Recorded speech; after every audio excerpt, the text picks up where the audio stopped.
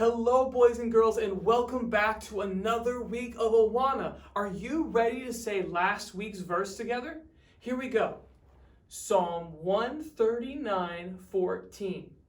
I will praise you, for I am fearfully and wonderfully made. Did you do it? Did you say that verse perfectly, word for word? I hope you did. If you're able to say that verse, then you can go ahead and say it to your parents. You can get 10 Awana shares, and you can start on the next verse, okay? And don't forget to go back and see your old verses. Keep learning those verses one at a time, week by week, and you are doing absolutely great. You should be so proud of yourself. Are you ready to learn a whole new verse together? Here we go. Ephesians 6:1. Children, obey your parents in the Lord, for this is right. Let's do it one more time together, okay? Ephesians 6:1. Children, obey your parents in the Lord, for this is right. Boys and girls, I have a question for you. Who are children? Who are children?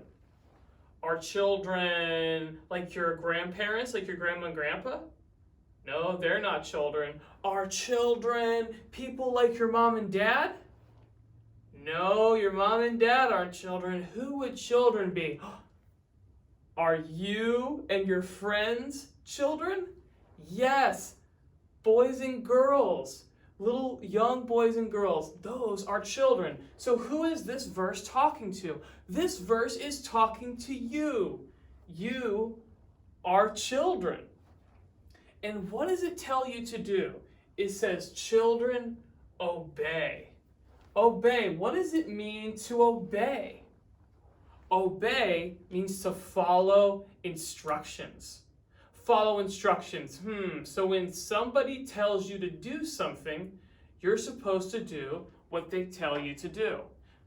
Let's play a game, all right? Do you like the game Follow the Leader? Have you ever played that game before? I'm going to be the leader. So whatever I do, you have to do the same thing. Make sense? Okay, here's what we're going to do.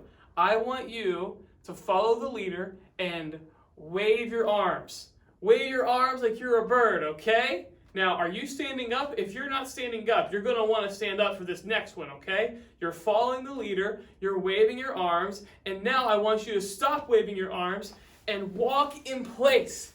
And I want you to get those knees as high as you possibly can because you're following the leader and you're supposed to be obeying what the leader tells you to do, okay? You're walking in place, and now, while you're walking in place, I want you to touch your ears. Can you touch your ears and walk in place with your knees super high at the same time? You got to do what the leader tells you to do because you have to obey the leader. That's the game, all right? Quit walking in place. And now, I want you to touch your nose.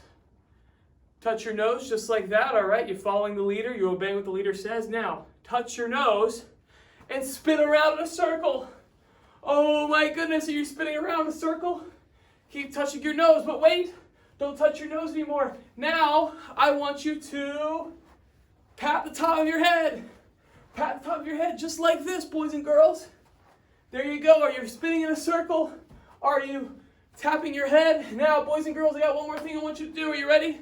Boys and girls, I want you to stop and sit down. Oh, stop and sit down. Are you dizzy? I'm dizzy. Oh my goodness. Boys and girls, good job following the leader. That's what it means to obey. When somebody tells you what to do, you obey them. So, children, obey, but obey who? Who are we supposed to obey?